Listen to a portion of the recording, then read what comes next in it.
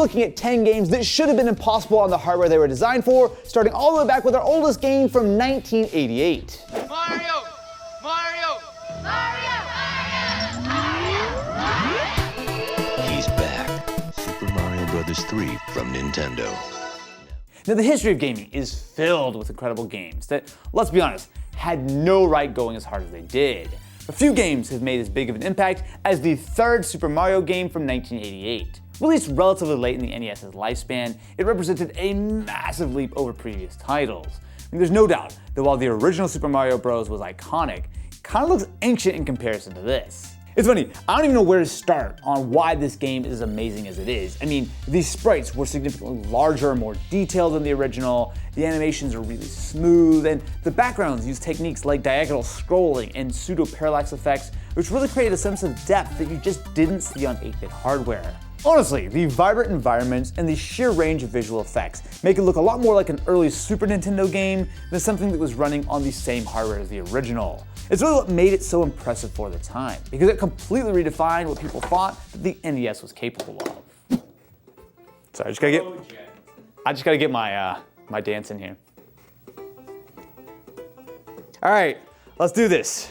Look at how good this game looks. I mean, just the colors, the vibrancy of everything. Whee! Tanuki Mario! Where the hell did he come from? I think it really is impressive what they were able to pull off, especially considering that the NES hardware was, shall we say, a little bit constrained. Also, before anyone asks, this is just a prop. I just thought it looked cool on the table without all the cables. You know people are gonna ask about that. Damn it, you flying Goomba! Next up, we've got the game that not only defined what it meant to be a first-person shooter, but almost single-handedly reshaped expectations of what graphics could deliver. Doom. God, it sounds so good.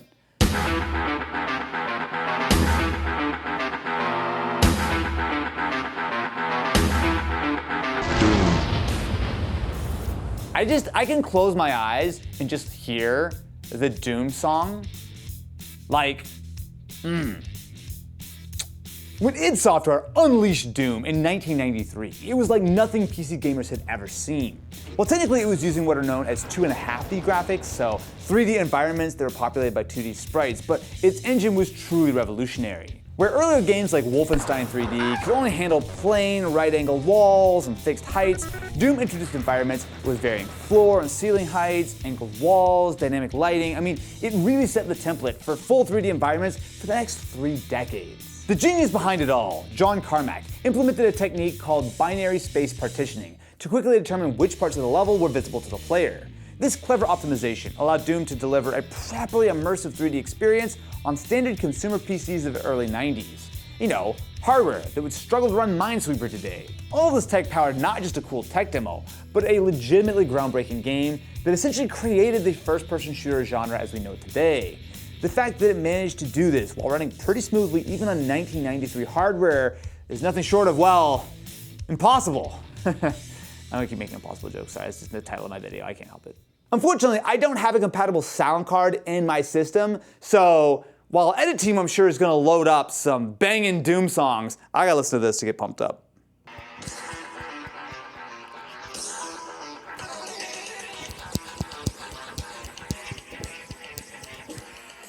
Dude, how do you not love Doom music, man?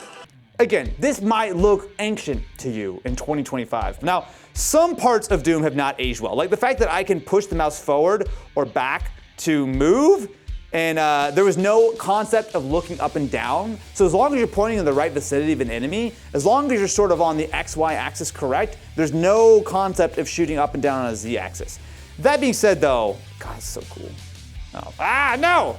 Oh, here's a perfect example. Do you see the dynamic light? And you see that light that's flickering? I mean, this was crazy for 1993. And the fact that I can fully walk around this environment, I'm like, oh my God, I can't stop WASDing. Oh my God, it was the concept of what they were able to pull off that I think was really what pushed things so far. Because it wasn't just like, oh, we gotta optimize for crappy hardware and restrictions of the day. It was much more so, how do we have the vision? How do we have this sort of foresight for how a first-person shooter could be?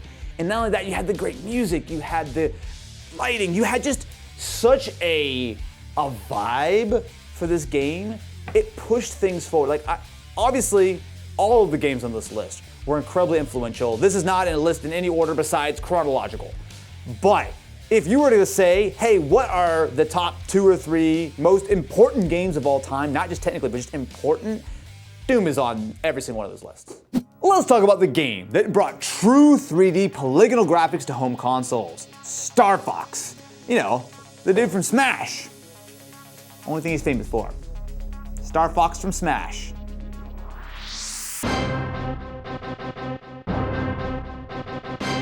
You are witnessing a new technology, Star Fox, only for the Super Nintendo Entertainment System. In 1993, 3D graphics were still primarily the domain of arcade machines and high-end PCs. The idea that the Super Nintendo, a 16-bit console designed for 2D sprite-based games, could handle real-time 3D was pretty much unthinkable. Enter Nintendo and Argonaut Games with a pretty ingenious solution, the Super FX chip. Now this is a whole coprocessor that was built right into the game cartridge itself, essentially giving the Super Nintendo a hardware upgrade specifically for Star Fox. Now the result was truly wild. Actual 3D polygon-based graphics on a home console that was never designed to handle them. Now, by modern standards, what we're looking at here, it's incredibly basic, right? I mean, you've got wireframe models with simple flat-shaded polygons, and I'll be honest, a pretty choppy frame rate. But in 1993, seeing fully 3D spaceships and environments on your home TV was nothing short of magic. I really think Star Fox represents one of the earliest examples of developers just not only refusing to accept the limitations of the hardware, but building extra hardware built into the game to enable the game that they wanted to make. I mean, in a lot of ways, I think Nintendo took notes on this and really threw away the normal playbook on what it meant to make a game possible. All right, fine, I'll stop saying possible and impossible and over again. I just really want to use the title Impossible Games, okay? Jesus. Holy shit. Look at those graphics. Look at those beautiful polygons. Dude, this game looks phenomenal though. Just the color palette. Now, to be fair, the CRT we're using actually needs to be decals, so some of the purple is actually not in the game. But it looks cool, right? Notwithstanding the terrible frame rate, this game is actually, I would say, aged pretty well. I think it looks solid. I think the controls are a lot better than I remember them being. Star Fox, even though it's simple, I think that simplicity really helps it to feel a lot more timeless. It really does feel much more like, not a modern game, for sure, especially with a frame rate that's like 4, but a game that just feels so much ahead of its time. I mean, this was from 1993. I mean, sure, you could play some 3D looking games in like the arcades and whatnot, but it was very rare to have any kind of home experience that looked anywhere near this powerful. Did I just die? Well, I let go of the controller, so that probably would be why I didn't do that, did I? Moving on. When Sony entered the console race with the original PlayStation, they needed a mascot character that could compete with Nintendo's Mario and Sega's Sonic. What Naughty Dog delivered with Crash Bandicoot wasn't just a great character, but it was a technical achievement that squeezed every bit of power from the PlayStation hardware. Hey, plumber boy, mustache man, your worst nightmare has arrived. Pack up your stuff. I got a little surprise for you here. Check it out. No, Bandicoot is an Australian name. The PS1 had some serious limitations, particularly around memory and 3D rendering. To create levels that felt expansive and detailed, Naughty Dog developed an ingenious system of virtual memory. Instead of trying to load entire environments at once, which would have just been impossible, instead they designed a streaming system that would dynamically load only the portions of the level that immediately surrounded the player. As Crash moved through the map, new sections would load in just ahead, while areas left behind were unloaded from memory. This clever technique might seem like a total no-brainer today, but back in 1996, this, coupled with the game's corridor-like level design that sort of guided players down a specific path, allowed for far more detailed textures and geometry in the area that would have otherwise been possible on this level of hardware. The result was a game that looked significantly better than most early PS1 titles. Those lush, vibrant jungles, the ancient temple ruins, the industrial zones, I mean, it all had a level of detail and animation that made other games of the time look kind of basic in comparison. You know, as powerful as the PlayStation was, and the fact that the CD was a huge asset, boy, the loading times were slow. One of the things that this game does really well is because it's such a sort of straightforward path, as I'm stepping forward, it is actively deleting. Like, so like say all these textures, right? Once I step past it, it's deloading those textures, which sounds just so simple. And as I come back, it'll reload them. But the thing is, that was not super common back in the day. Now, I think some people might disagree with the idea that Crash Bandicoot is an impossible game. It looks good, maybe not quite as good as some of the other games on this list, but there's this great interview with one of the devs from Naughty Dog who kind of explains some of the work that they did to really make Crash Bandicoot work, and I gotta stop dying. And I think it really was illuminating as we were doing the research for this video just how far ahead Naughty Dog were, even back in the 90s. And believe me when I say, this is not the only Naughty Dog game on this list. By 2004, PC gaming had evolved significantly, but Valve's Half-Life 2 still managed to set a new standard for what was possible in a video game, both technically, but I would almost argue more so artistically. There's a real argument that this is one of the greatest games of all time, and there's so many reasons why. Rise and shine, Mr. Freeman. Rise and shine. One of the things that made Half-Life 2 such a revolution was Valve's Source engine, particularly its really impressive physics system. While previous games had some basic physics, Half-Life 2 integrated it deeply into the gameplay through tools like the amazing gravity gun. Suddenly, objects had weight, materials had real properties, and environments that just felt more real than ever before. Beyond physics, the Source engine delivered groundbreaking character facial animation and lip syncing technology. Now, by today's standards, this might look a little outdated, and there were games of the period that were trying to make realistic faces, but Half-Life 2's characters could convey such emotion through their faces in a way that just was on a completely different level. Characters like Alex and Dr. Breen, I mean, they weren't just speaking and you could see the little 3D model moving. I mean, they were emoting, they were reacting. I mean, it really grounded the story in technology that made it come to life. The game's environments, detailed water rendering, and advanced shader and lighting effects were seriously cutting edge for 2004. And unlike many technically ambitious games, Half-Life 2 managed to maintain a strong artistic direction that has honestly helped it age very gracefully compared to a lot of the other games from the era. Obviously, we're jumping a few years since Crash, but the fidelity of this game, now, the CRT clearly kind of helps to ground it in the right kind of time period, but like, the level of detail, the environments, look at his face. He actually looks like a person who's looking at me. Oh yeah, here's my favorite part. You get to pick the bottle and throw it at him. He's gonna f you up. It's like, this game has so much going for it. I will say, unlike some of the other games on this list, Half-Life 2, this is not the original version because Valve have done small patches and updates over the years, and I don't know if it's even possible to install like a vanilla copy of Half-Life 2 anymore because you still needed Steam and online connection, but regardless, it is still basically what the game looked like if you had a dope PC in 2004. When Resident Evil 4 launched as a GameCube exclusive in 2005, it was immediately obvious that Capcom had created something special. A game that pushed Nintendo's purple little cube far beyond what most people thought was possible.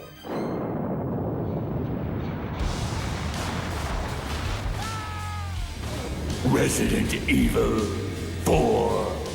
Now, the GameCube was no slouch graphically, but is really only considered in the general ballpark of the PS2 and quite a bit behind the Xbox. Yet somehow, Resident Evil 4 looked better than almost anything on those platforms. The game featured incredibly detailed character models. Now, reportedly, Leon's model alone contained more polygons than entire scenes in the PS2 port that followed. Now, I think that's a little bit over the top, but still, this is clearly a game that absolutely pushed the limits of what the GameCube was capable of. Beyond the raw polygon counts, the game impressed with its lighting and atmospheric effects. Realistic shadows, moody fog, and particle effects brought the game's spooky villages and castles to life in ways that were genuinely scary as shit.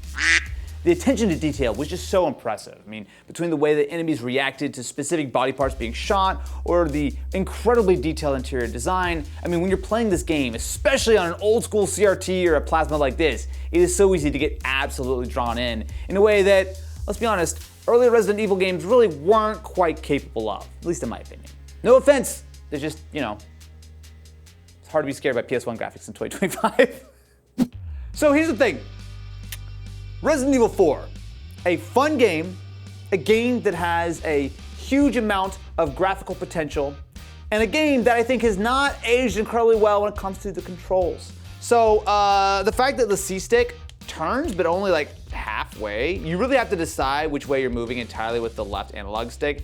And the fact that you pull the trigger to aim, and then while aiming, you move the stick and then you fire, which I should not be wasting ammo, but like, it's a slower paced game, and I'm sure if I sit here and play it for a couple hours, I'll feel much better about the whole situation.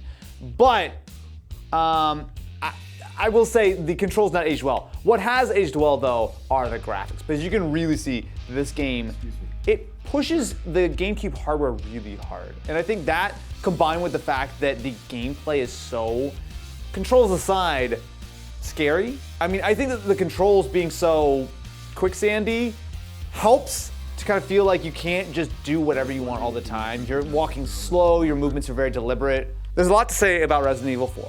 I do think it is one of the most graphically impressive games of this era, and I do think that as a game, it really pushed the genre forward. Oh no, no, pull the gun out. No! Oh god, these controls are so bad! If there's one game that embodies the concept of art pushing hardware beyond its limits, it's Team Ico's Shadow of the Colossus on the PlayStation 2.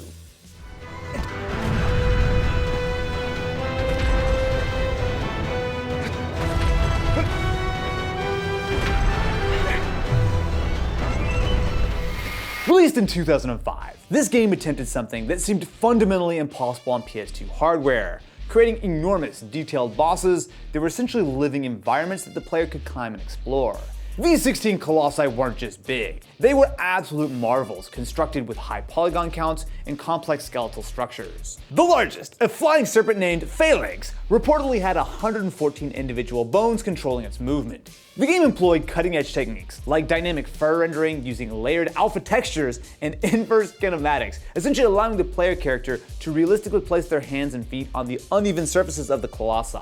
Now these giants would react to the player's position, trying to shake them off in complex animations that seriously required some real computational resources. Beyond the colossi themselves, the game rendered a vast, seamless open world with minimal loading, quite the feat for the PS2's incredibly limited memory. The artistic use of bloom lighting and motion blur really helped to add to the cinematic quality that really just made this game so distinctive. A lot of that stuff is kind of what you expect out of a game today, but Shadow of the Colossus was one of the first games that really pushed the cinematic aspect of what a game could look like and could play like.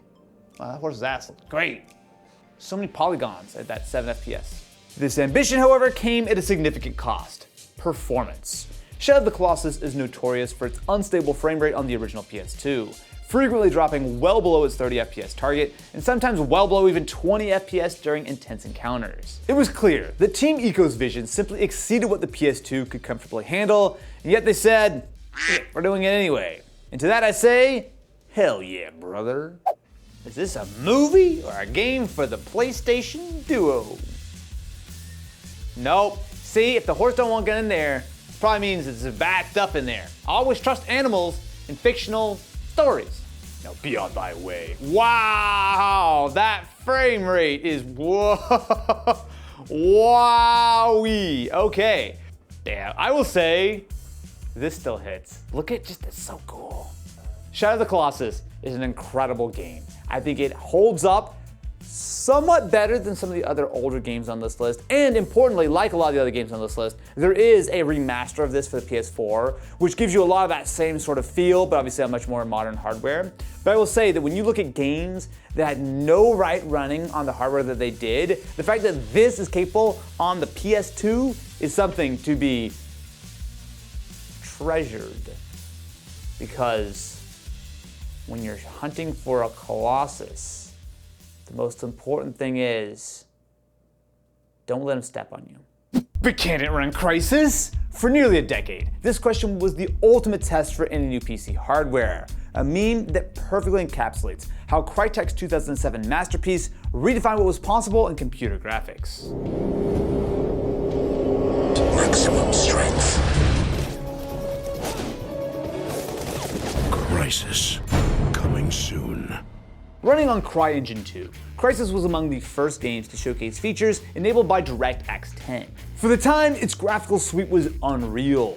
Volumetric lighting, creating realistic sun rays that filtered through dense jungle foliage, incredibly high polygon counts, massive high-resolution texture sets, and a pretty sophisticated physics system that allowed for widespread environmental destruction that, I'll be honest, most games of today still can't match. The visual fidelity was simply years ahead of its time. Trees could be knocked over, buildings could crumble, and the tropical island setting looked a lot more like CGI of 2007 than something that was running in real time.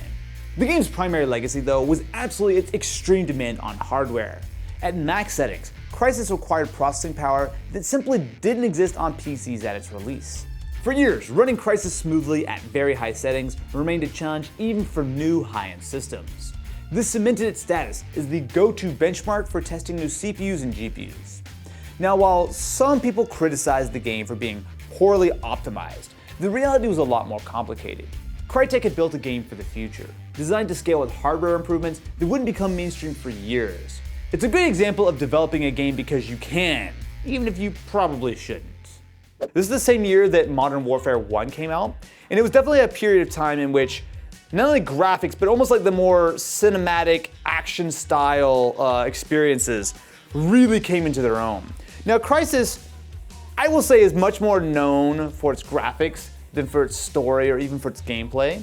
But what they did here, as you can see, is like trying to make it feel like a much more, Mission Impossible, exciting kind of way to jump into the game. And I think it really largely was pretty effective on that. This is the devs just flexing on how great this game looks. Look at this. Look, they literally lock you down like, hey, look at how beautiful our damn game is. I could just stare at this game. Like, it is crazy that this came out in 2007. Mind you, you would not have seen this in 2007 because I'm playing on an RTX 5090. It was several years before any hardware was really capable of running at these kind of settings. But when you think about just how much Crysis pushed the envelope, not only for gaming, but for PC gaming specifically, it was really one of the most impossible games of all time. Can you think of another game that came out and it took years before people were actually able to run on max settings? Cyberpunk? Maybe? I don't know, man. Crysis is the OG for a reason. By 2013, the PlayStation 3 was approaching the end of its life cycle with the PS4 just around the corner. Yet somehow, Naughty Dog managed to create a game that looked like it belonged on next-generation hardware. The Last of Us. Go.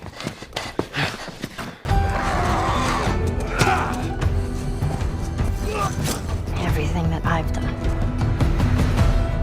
it can't be for nothing. Released 7 years into the PS3's lifespan, The Last of Us really did represent the absolute pinnacle of what was possible on this console's notoriously difficult cell processor.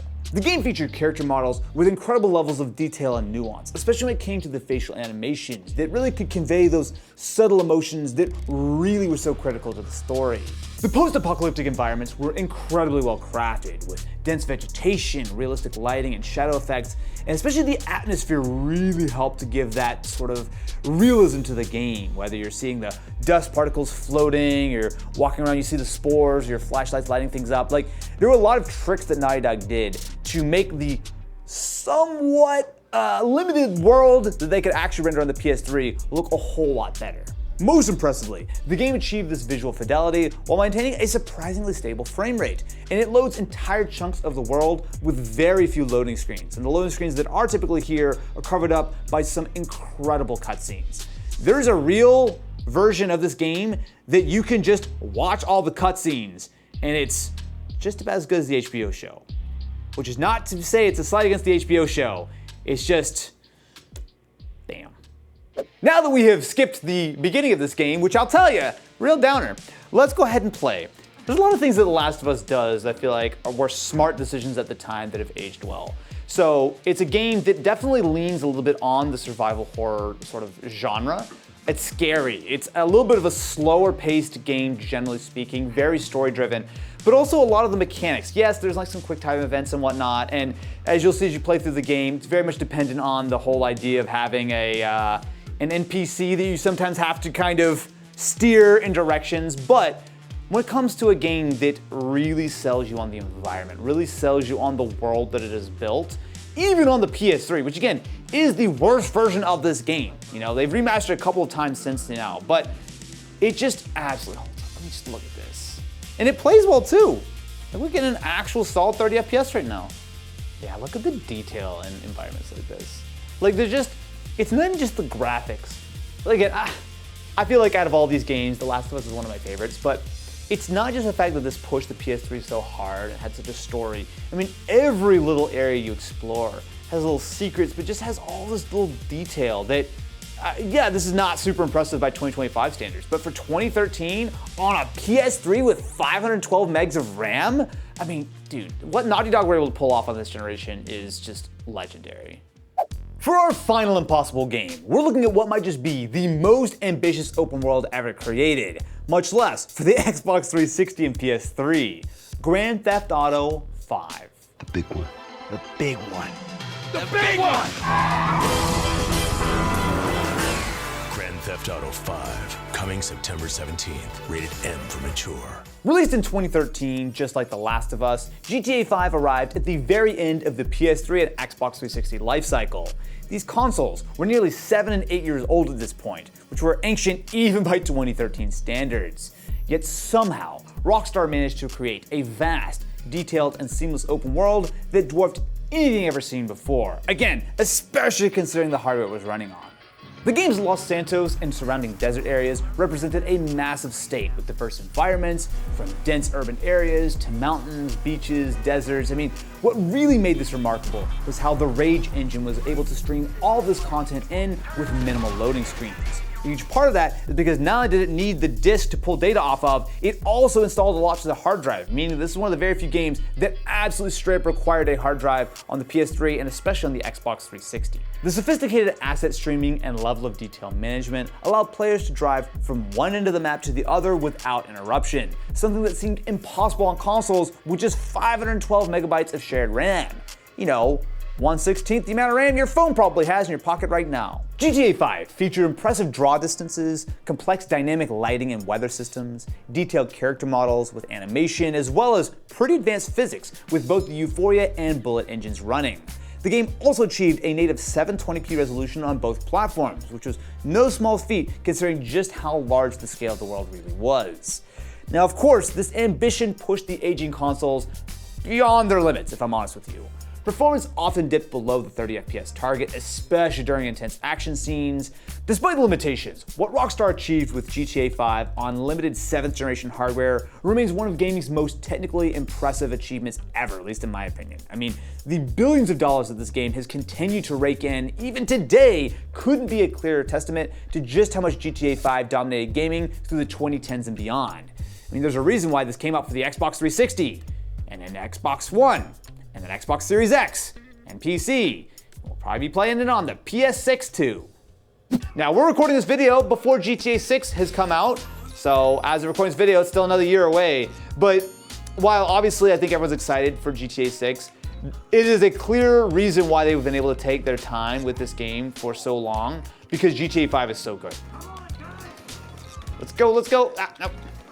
Also, I will say, one of the things that I appreciate about GTA 5 is the incredibly aggressive auto aim. Oh, what? How did I do that? Where did he come from? Oh, well, what I was gonna say is that I really appreciate the auto aim, which makes it so easy to play, and I would never die at any point during this opening mission. Obviously, GTA has been around for many years, and you can make an argument that a few different GTA incarnations should be on this list, but for me, GTA 5 has really been the pinnacle of everything that Rockstar sort of developed over the 15 years or whatever between the original GTA and GTA 5. And I just think it's such an enduring game that it still feels good and relevant. 12 years after it came out, people are still playing this. It's like the newest version.